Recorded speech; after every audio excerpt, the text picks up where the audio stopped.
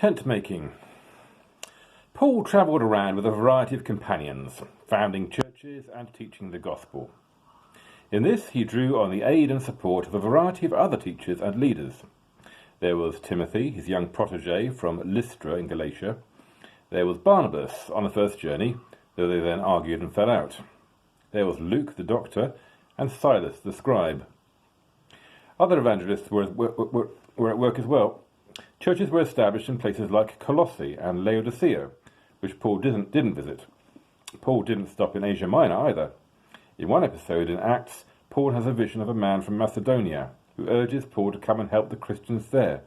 So the faith spreads to what we would today call Europe. In later, less authentic manuscripts, he has a vision of the man from Del Monte, but all he does is give Paul a tin of pineapple chunks.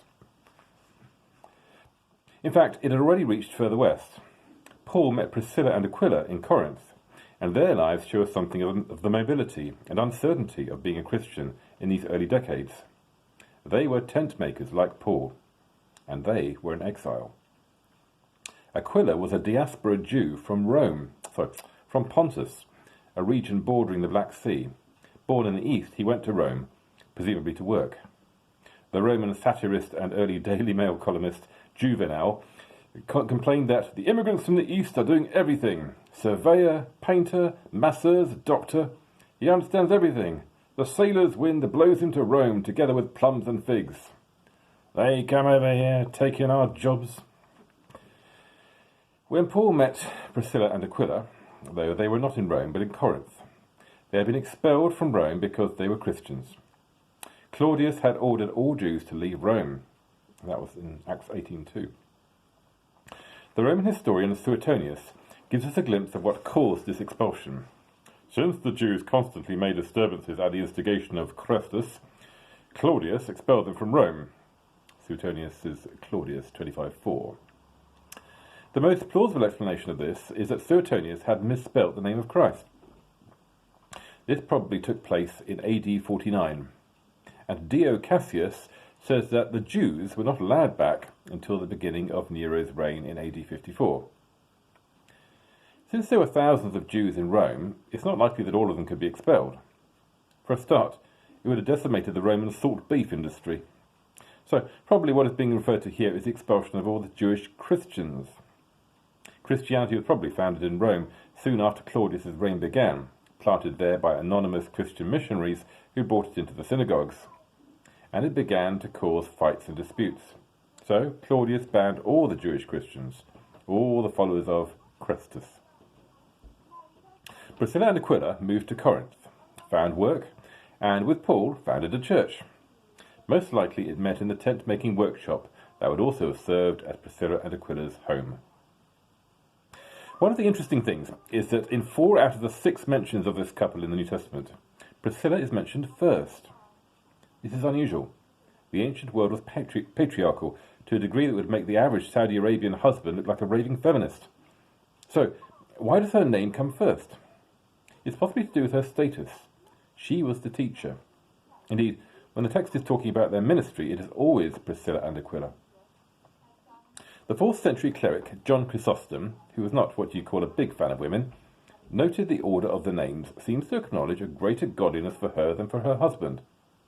In fact, given the low status of women in the cultures of the time, it is remarkable how many women feature in the letters of Paul, either teamed with their husbands or working alone. It cannot be denied that they held positions of authority and responsibility, despite later attempts by male theologians to edit them out. Oriental menace. Later, Priscilla and Aquila went to Ephesus, returning eventually to Rome in AD 54. In Ephesus, one of the people whom Priscilla and Aquila taught was a gifted speaker called Apollos. He was a native of Alexandria, a city in Egypt that was the second biggest in the mighty Roman Empire, TM. We don't know if that was where he encountered Christianity, but certainly Christianity had spread into Africa during the 1st century. We have already encountered the Ethiopian eunuch, but there was also other Africans mentioned in the Bible. Simon, who carried the cross of Jesus, came from Cyrene, modern Libya, and there are other people from Cyrene mentioned in the text too. By the 50s, Christianity had spread to Greece and Italy, along the shores of the Black Sea, in Asia, throughout Syria, and into Arabia, and along the great coastal cities of Africa. The cities in those tales would become the great centres of Christianity for the first 3 centuries: Rome, Ephesus, Alexandria, Antioch. They remind us of something that is often forgotten, that Christianity is an Asian or Oriental religion. Nowadays it's so associated with Western values, whatever they are, that we forget that it came from the Far East of the Roman Empire. Jesus died in Judea. They were called Christians in Antioch, the capital of Asia. The heartland of the faith in the first centuries was in Asia Minor, modern-day Turkey. And much of what we take for granted in Christianity, the New Testament, monasteries, church buildings, liturgy, eccentric Christians in Fair Isle jumpers, arguments about infinitesimally small differences of theology, even church music, all began in what the Romans termed Syria. This is indeed one of the reasons why the Romans started viewing Christians and Christianity with suspicion. They associated it with the East, which in their eyes meant loose morals, debauchery, and general un-Romanness. One of Juvenal's characters complains about the dregs of the Orontes, the river running through Antioch, being emptied into Rome. Rome distrusted Oriental excesses, and Christianity was numbered among these. And it wasn't long before Christianity was associated with all kinds of immoral behaviour.